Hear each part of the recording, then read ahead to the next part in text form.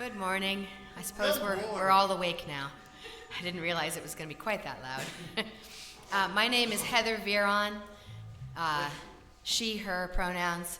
I will be your service leader this morning. Welcome to everyone who is here with us in person, whether you're new or whether you've been coming for a long time. And those who are with us online, thank you so much for being here with us. We are happy that you are here. And we're just like a great big family here, so some of us are huggers, some are not, and you'll learn that as you come more, which ones are huggers and so forth. But it's a good thing. We're like a great big family here, and we're happy to have you. First, we're going to do our welcome and announcements, and there are quite a few. Bear with me. I am recovering from a little cough thing, so I've got all my halls up here. If I grab one, you'll know why. The first announcement is for directly after the service today.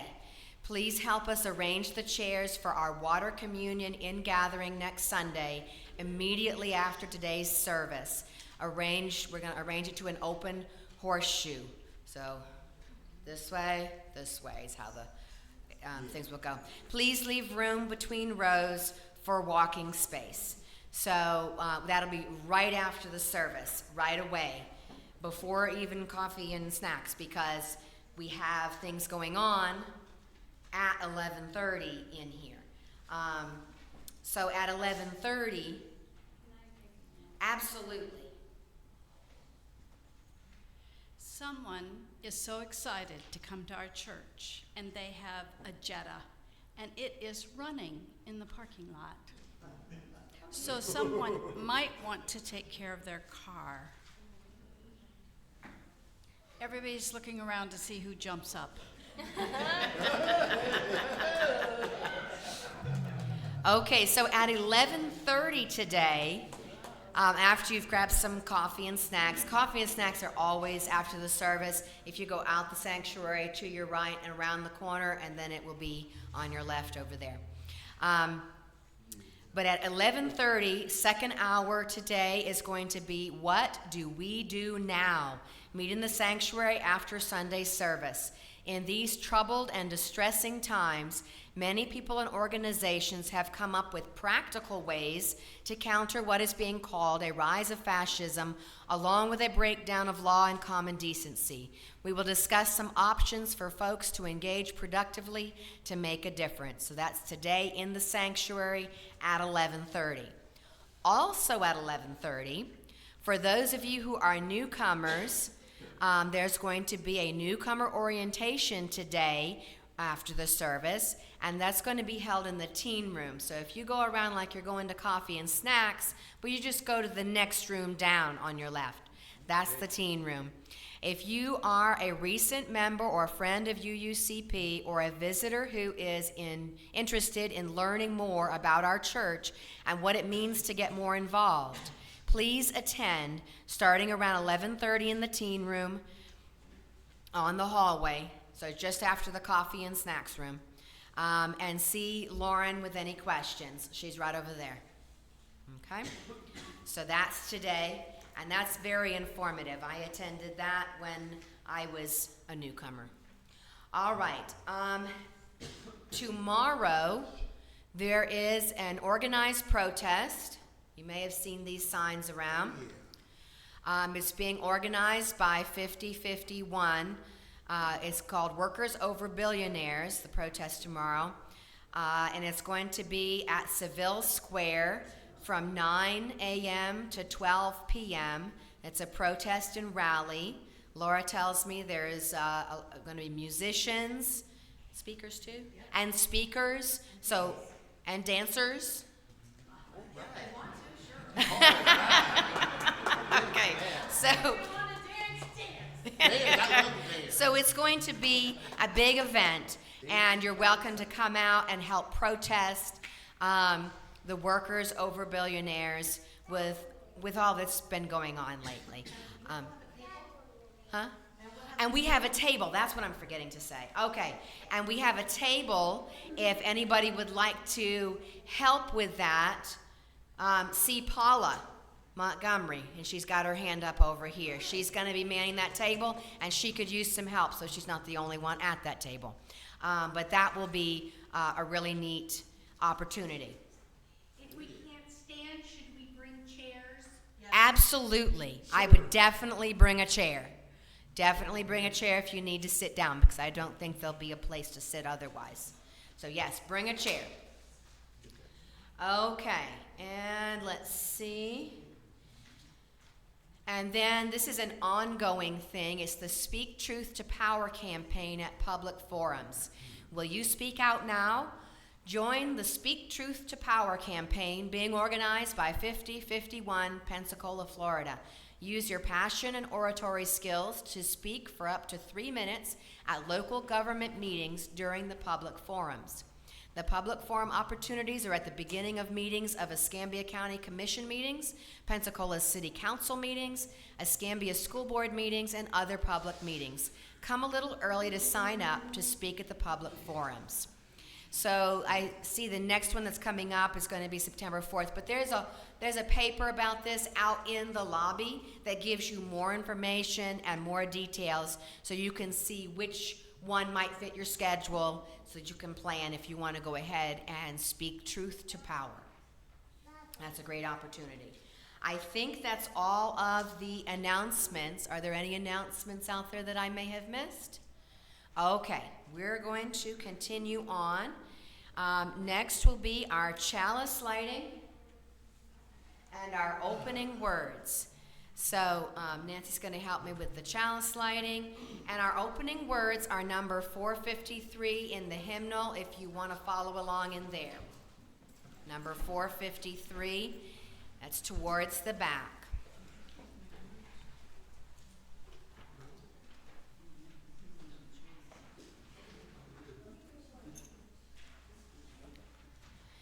May the light we now kindle inspire us to use our powers to heal and not to harm, to help and not to hinder, to bless and not to curse, to serve you, Spirit of freedom.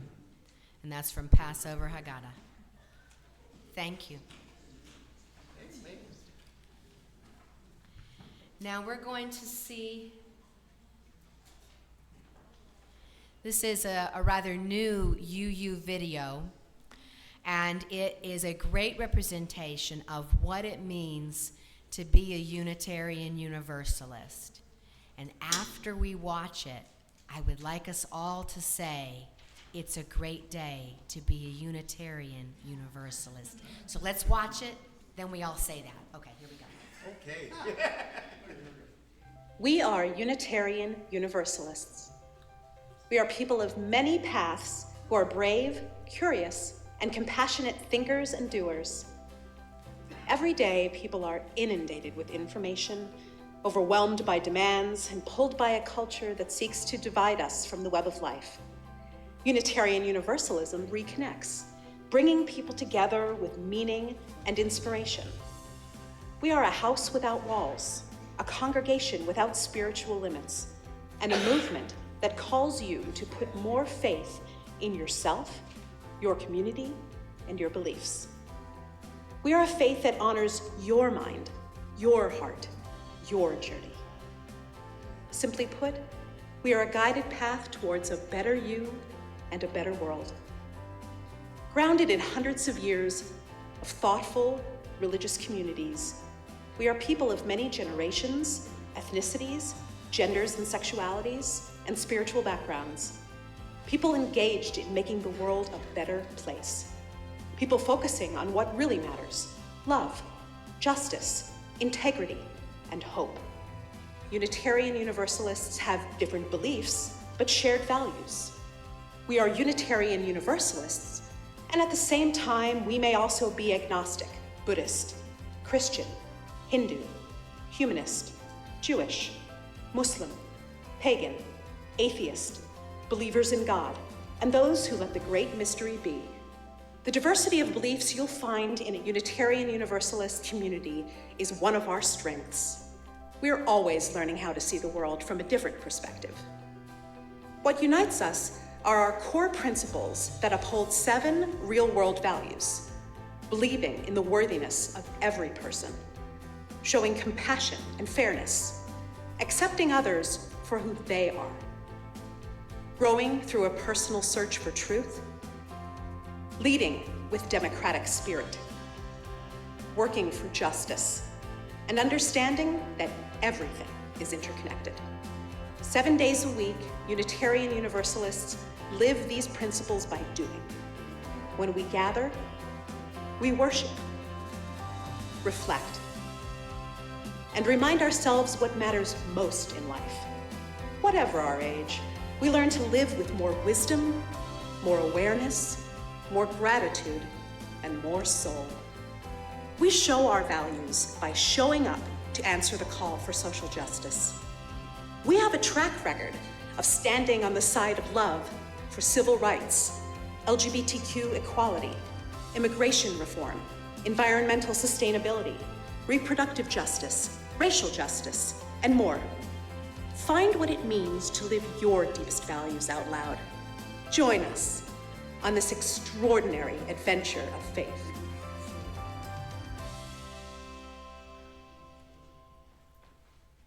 Okay, are we ready? It's a great day to be a Unitarian Universalist. Thank you. All right, if you would take out your hymnal, the gray hymnal, opening hymn number 168, One More Step. That's number 168. And if the choir could come up, please. Thank you. Me too.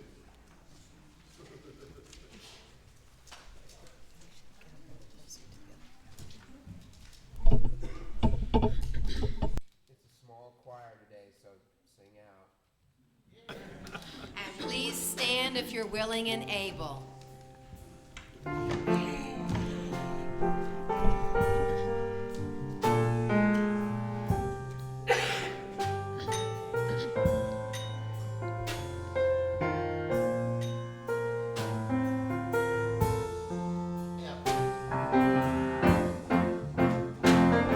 One more step, we will take one more step, till there is peace for us and everyone. One more step, one more word, we will say one more word, till every word is heard by everyone.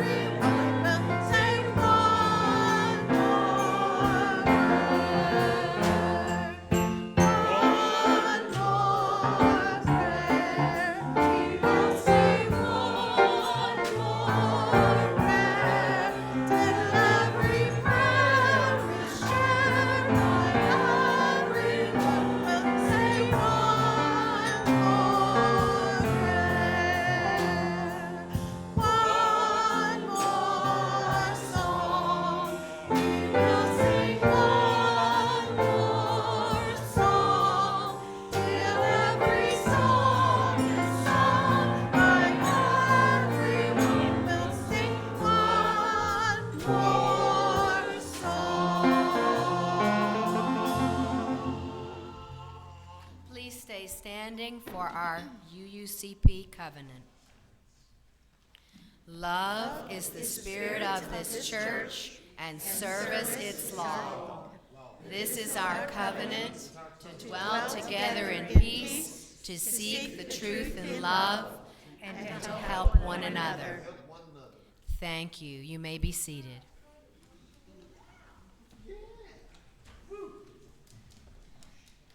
This next portion of our service is the portion that is not broadcast online.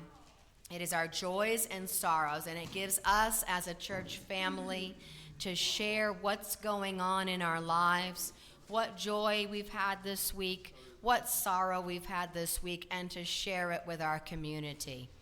And so if you'd line up on either side, you'll have a chance to speak. We'll light the candle.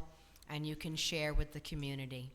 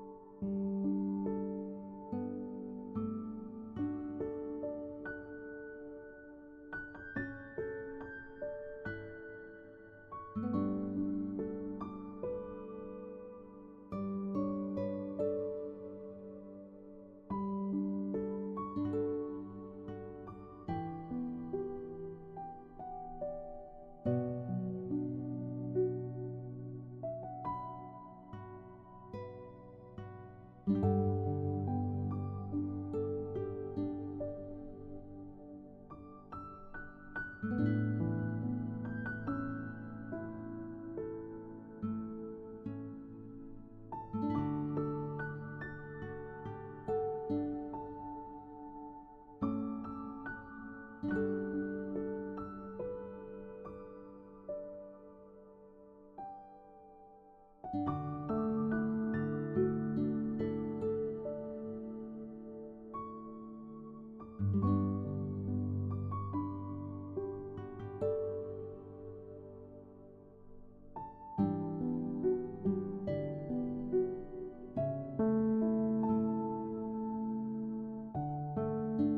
now we have a time for all ages.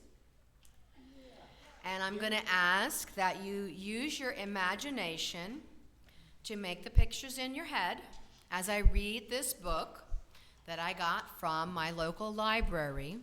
Let me just put in a quick little plug for public libraries. I grew up going to the public library every 2 weeks, like clockwork.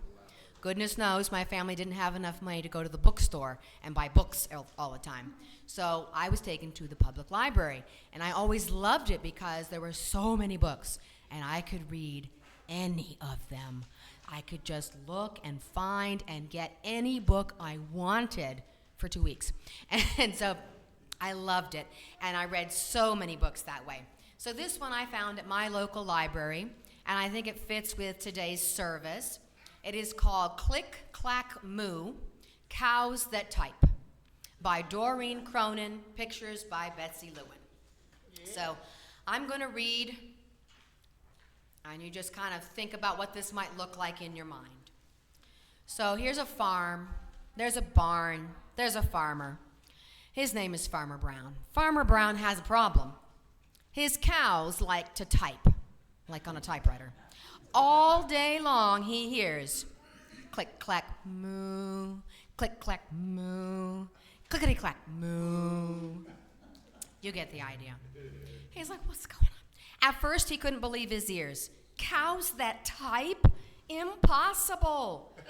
Click, clack, moo, click, clack, moo, clickety, clack, moo. So he's going to investigate. Then he couldn't believe his eyes.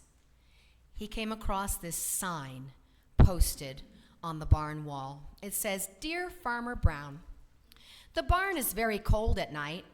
We'd like some electric blankets. Sincerely, the cows." He's like, what's going on? It was bad enough the cows had found the old typewriter in the barn. Now they wanted electric blankets? No way, said Farmer Brown. No electric blankets. So the cows went on strike. They left a note on the barn door. "Sorry, we're closed. No milk today." "No milk today?" cried Farmer Brown. In the background, he heard the cows busy at work. Click, clack, moo, click, clack, moo, clickety, clack, moo. What are they writing now? The next day, he got another note. "Dear Farmer Brown, the hens are cold too. They'd like electric blankets. Sincerely, the cows." The cows were growing impatient with the farmer. They left a new note on the barn door. And this one, apparently, the hens were coming along for the ride. The note said, "Closed, no milk, no eggs." "No eggs!" cried Farmer Brown. In the background, he heard them. You all can say it with me if you want. Click, clack, moo, click, clack, moo, clickety, clack, moo. Cows that type, hens on strike. Who ever heard of such a thing? How can I run a farm with no milk and no eggs? Farmer Brown was furious. Farmer Brown got out his own typewriter. "Dear cows and hens, there will be no electric blankets. You are cows and hens. I demand milk and eggs. Sincerely, Farmer Brown." Well, let's see how that goes over. Duck was a neutral party, so he brought the ultimatum to the cows. And he just waddled up to the barn with the ultimatum. And then they locked up the barn and held an emergency meeting. The cows held an emergency meeting. All the animals gathered around the barn to snoop, but none of them could understand moo. All night long, Farmer Brown waited for an answer. Duck knocked on the door early the next morning. He handed Farmer Brown a note. Dear Farmer Brown, we will exchange our typewriter for electric blankets. Leave them outside the barn door, and we will send Duck over with the typewriter. Sincerely, the cows. So, it's a compromise. Sounds pretty good to me. Farmer Brown decided this was a good deal. He's like, fine, okay. He left the blankets next to the barn door and waited for Duck to come with the typewriter. So now all the cows and all the hens have the electric blankets. They're all nice and cozy. Everything's good. The next morning, Duck was supposed to bring the typewriter, right? The next morning, Farmer Brown got a note. Dear Farmer Brown, the pond, the duck pond, is quite boring. We'd like a diving board. Sincerely, the ducks. And now it's just changed from moo to quack. So if you want, click, clack, quack, click, clack, quack, clickety, clack, quack. So they decided to keep the typewriter and use it. And there's the ducks. But that is click, clack, moo. And it shows us, some ideas of how we can speak up for ourselves when we need to. All right, now it is time to sing the children out.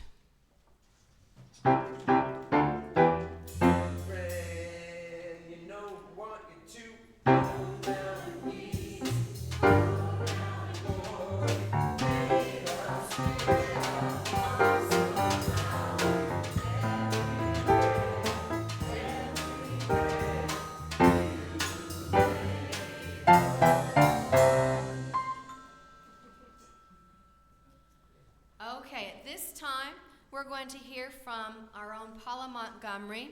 She's going to speak to us about an organization called Just Pensacola, and they are an organization that fights for social justice in our local community.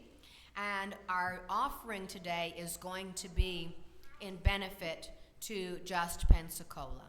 Please give Paula your attention.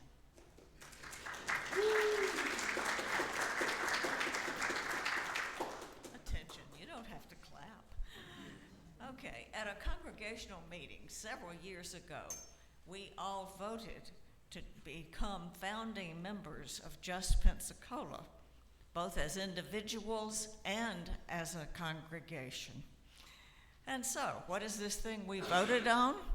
Just Pensacola is a local organization of multiple congregations of faith, all working together on identified justice needs in Pensacola and Escambia County. While most of the other congregations are Protestant, there are also Catholics, Jews, and us, Unitarian Universalists. The work is arranged in an annual cycle. In the fall, we gather in small house meetings. You will be invited to one very, very soon. At the house meetings, we get to know what is troubling to us about local injustices. We get to hear from each other about what needs changing in the systems that run our neighborhoods and our town and everything else. In October, this is September, we have the house meetings. In October, we will have a meeting where we gather with members of all the congregations that are members at what is called a problem assembly to vote on which new injustice we will attack. We have gathered the information at the house meetings. We'll bring it all together and we will vote on which one we're going to take on. Over the winter, there are smaller groups of us volunteers that do research into the problem. We talk to the local people who have the power to make the changes we want to see. We also talk to people in other communities who have attacked the same sort of problem and had some success with it. And we reach out to others in the community, and you are invited to participate in one of the research groups if you are willing. And as we research the problems, we come up with requests that we make to our elected officials who have the power to make the changes that we think are needed. We acquaint them with our plans and invite them to something called the Nehemiah Action, which happens in the spring. At the Nehemiah Action, before hundreds of members of the community, we ask those people in power if they will commit to a solution. And then after that's over and it's all successful, we have a celebration. And this brings the cycle of the year to a close. We have a couple of months in the summer when work goes on, but we don't have any more meetings until we have the House meetings in the fall. The wheel of the year turns, and we hope that it brings with it our arc of justice, our arc of the moral universe which tends toward justice. Our past actions, which we're still monitoring, include affordable housing and civil citations instead of arrests for juveniles and for adults with a first-time misdemeanor. If you have more questions about what we've done in the past, just see me after the service. Now, after these September House meetings that you're going to be invited to, the next step is called the Community Problem Assembly. This will happen October 28th at 6 p.m. at a place yet to be determined. There we will vote on what project we will take on for this coming year. Our work for justice is never done. It was great to have so many of us and all the other people in the community at the Nehemiah Action last May. It was impressive to see over 700 people all gathered in one place at one time, making the same demand for justice. This coming year, I hope we'll have 1,000 instead of 700 people. Please mark your calendar for October 28th at 6 p.m. on your calendar for the Problem Assembly, where we will select our new thing to address. So we'll be seeing you at the House meetings very soon. And if you have questions, ask me, and thank you.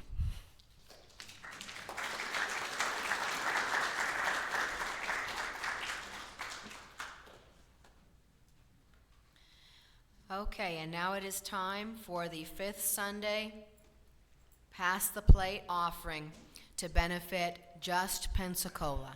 Okay. Musicians.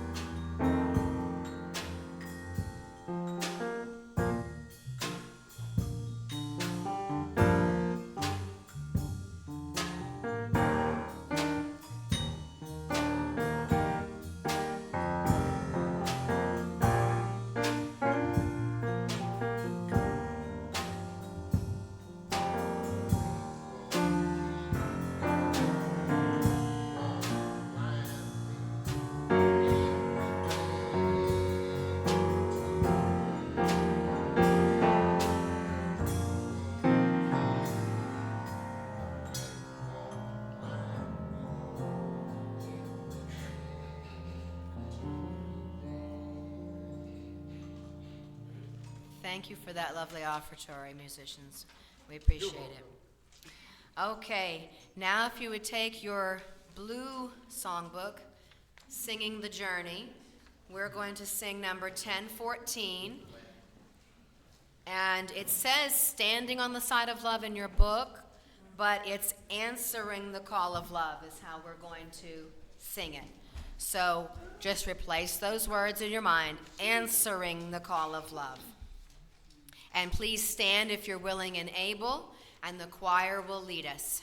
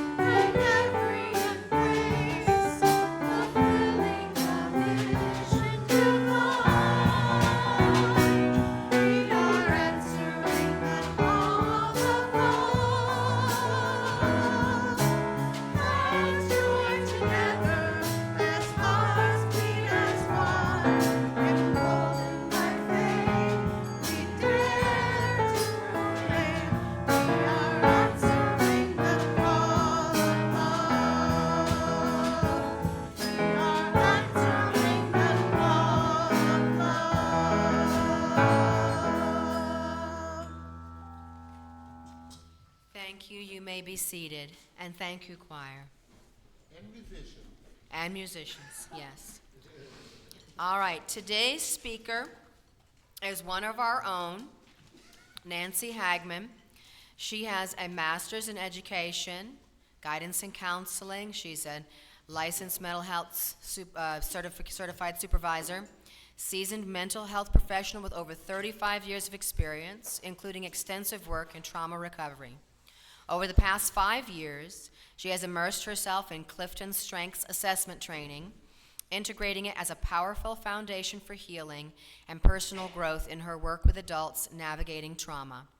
Today, Nancy leads Incorporating Your Strengths, a professional development business focused on helping CEOs and their teams build stronger, more aligned workplaces.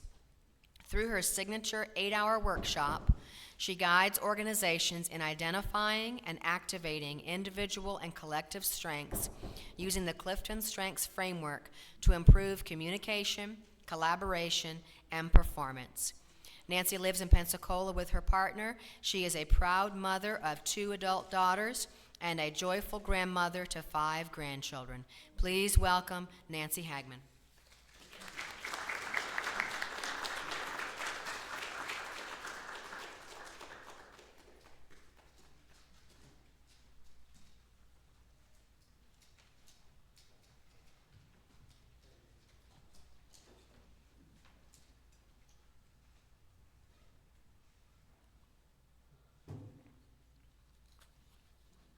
Thank you. I have to say, though, of all the credentials and all the things that we do in our lives and all the time we spend doing whatever it is we do, I have to say that Unitarian Universalists has probably been the most powerful movement in my life. Being in this congregation for over 25 years and going to the mountain for almost 24 years, twice a year, with the UU Women's Spirit congregation that gathers there twice a year.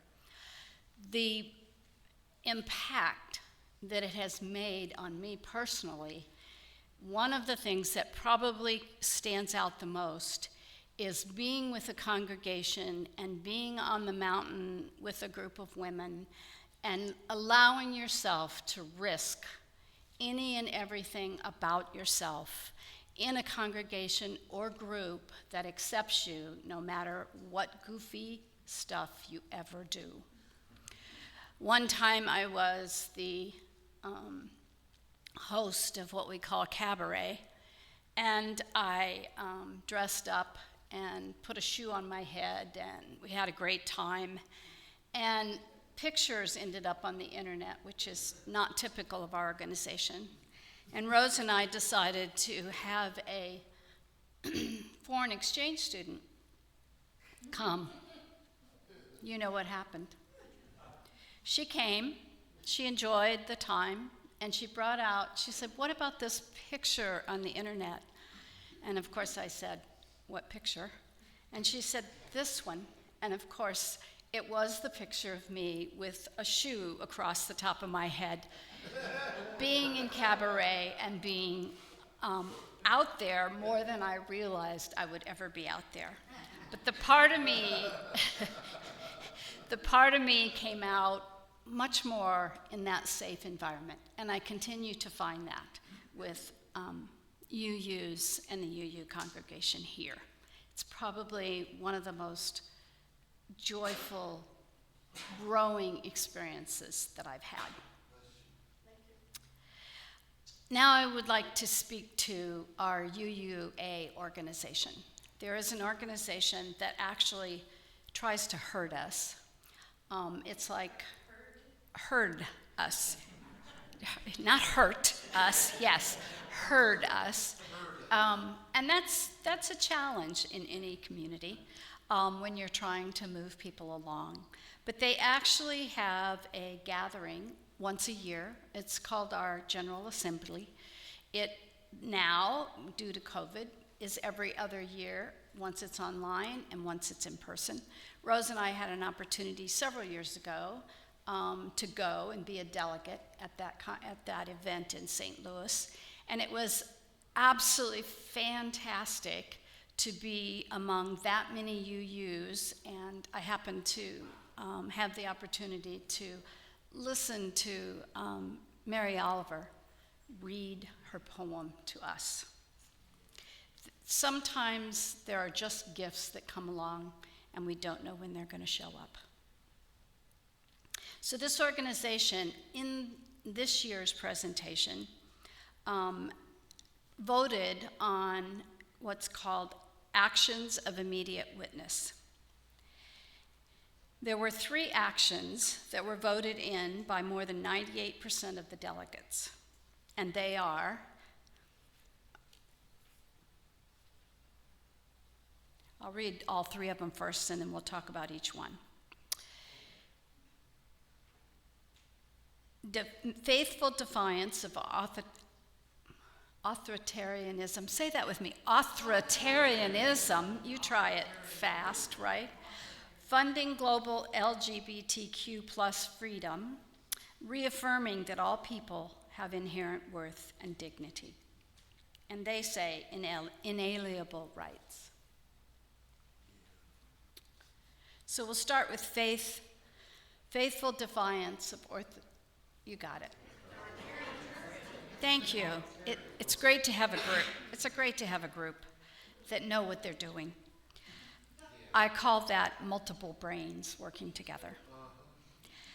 So how are we doing that?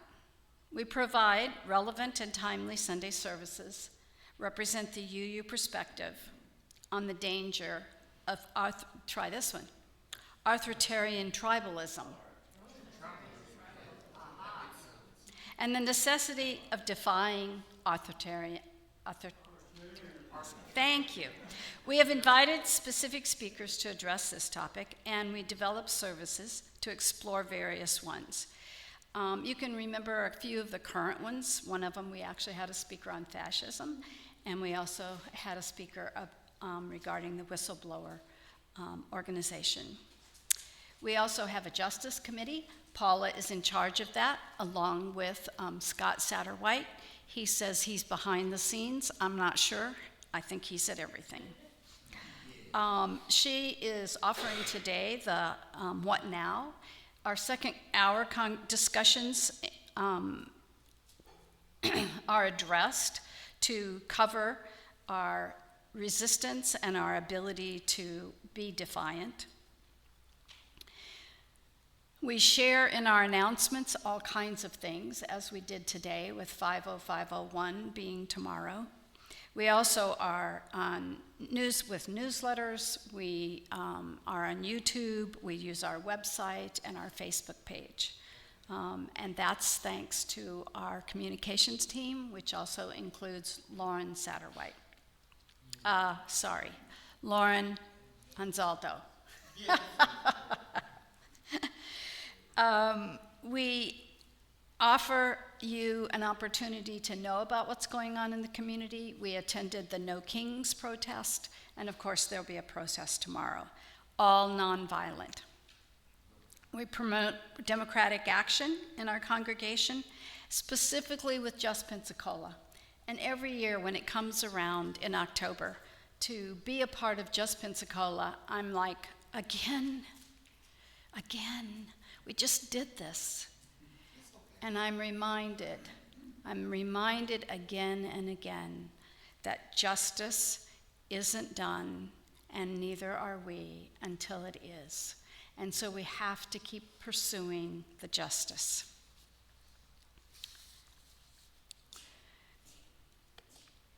I have to make a side note here. I did not do this presentation alone. I sent out an email and said, what do we need to say about these three? And fortunately, I have a team, Paula Montgomery and Lauren Anzaldo. And they definitely put this service together. I just get the privilege of talking about it. For Global LGBTQ, you can read some of those things, but what we do offer twice a week is free opportunity for trans collective community to meet here twice a week on Saturdays. Excuse me? Oh, see, I told you, it takes a village, well, I think a community, but anyway, multiple brains. It is twice a month, and it's on Saturdays. We also have YouTube watchers on important topics that happen in our Sunday services, and we have second hour discussions delivered on the subject. So a lot of times the experts will stay afterwards and talk with us. In June, we had several speakers talk about LGBTQ issues, and we had a surgeon come and talk about breast surgery and reconstructive surgery. We contribute to nonprofit organizations such as we had the community of Northwest Florida. We've also had talked and donated to Pensacola Abortion Rights Task Force called PART. And we also are a part of the Unitarian Universalist Service Committee, which is also a broad committee actually coordinated by UUA.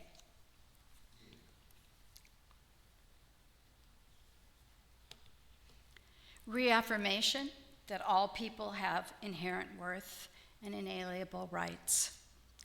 We contribute to the Manna Food Bank monthly. We do our 5th Sunday Pass the Plate. Today we did it for just Pensacola.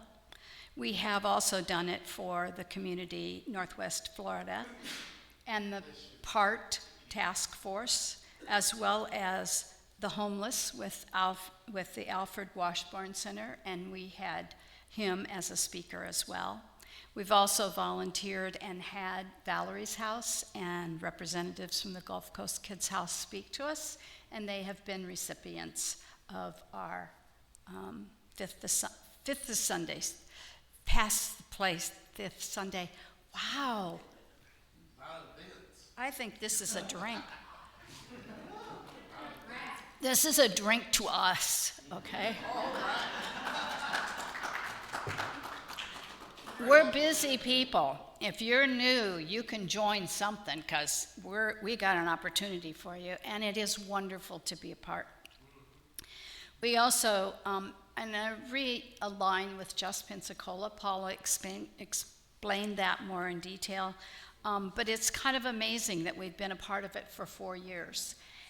And when we show up, sometimes, and often this is the case, we have more members a part at the final 700 gathering than almost any other congregation that signed up for the organization. And I think that is so impressive.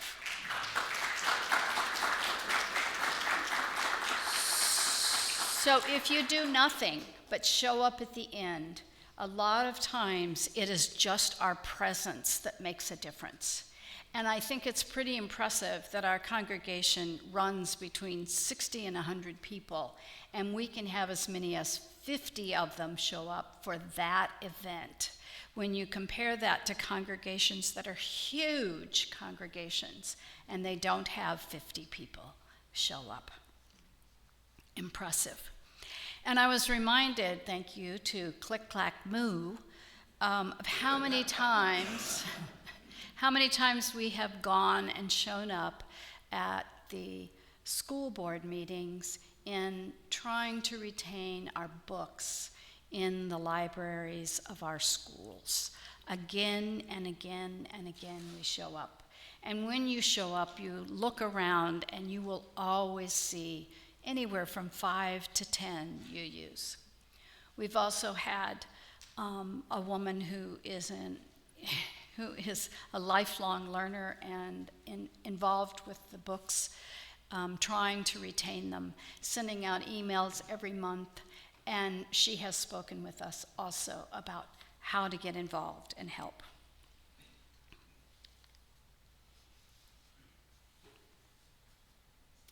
I happen to love watching movies. Anybody like movies? I love movies. I love movies every day. How many of you take a pen and a paper right next to you and write things down about the movies? Me too. I love it. There's always a one-liner. And so I'm like, where's my paper? Where's my paper? You know, and it's really hard in the movie theater when it's dark, but I can do it. You know, and it may look a little scribbly, but I get it.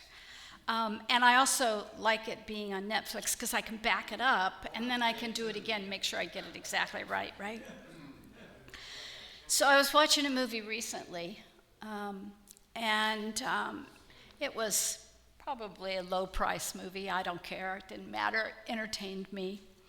And Rose and I were watching it, and in the process, this was a baseball player that had become very famous, had made lots of money, was a big deal in the baseball world, until, of course, he hit bottom. And he started drinking and was required to go to a rehab facility. And they sent him to a rehab facility in his hometown. And he went back. And of course, he didn't immediately stop drinking, and he didn't think that the rehab, going to meetings was really a big deal. But in the process, he was asked, or he engaged in helping to coach the Little League team that was in that community. And there was one little girl on this team, only one, and she went up to bat. And she was left-handed. And she was shaken, and she was scared. And as coaches do, they put up their hand, hold up the game. Little girl, brought her over. He bent down and he said, "Remember, you're 2 steps closer to first base." And she let that sink in. And then he said, "Nothing great ever happens when you hold back." May we join together and never hold back. Thank you.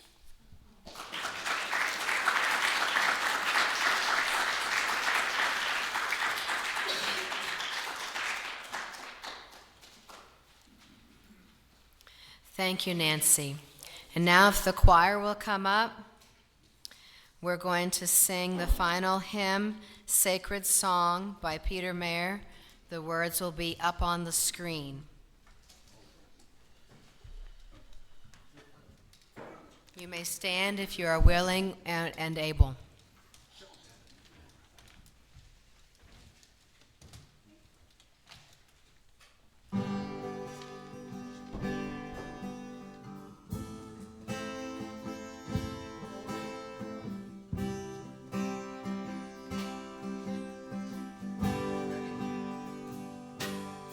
Must not know all. Life is a whole song. The prayer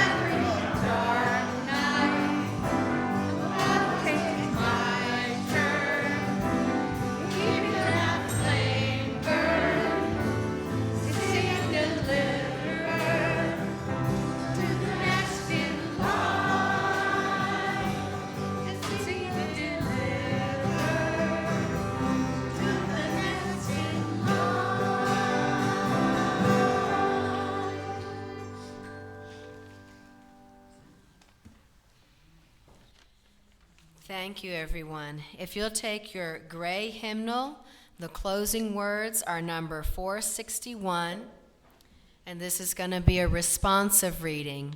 I'll read the plain text, you read the italicized text.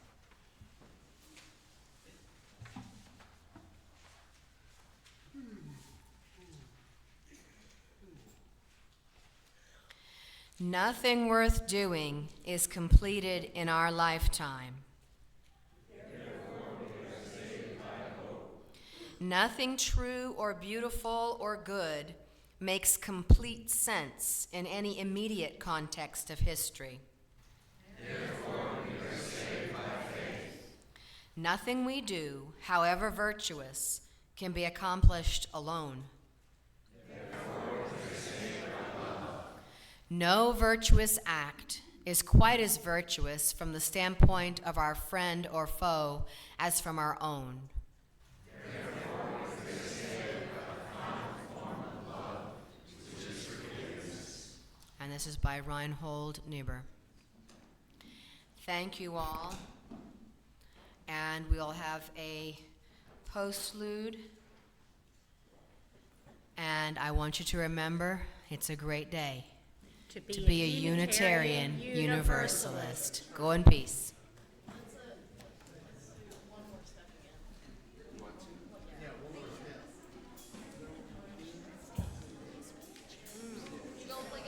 Please stay and help with the chairs if you can. We're going to move them right away.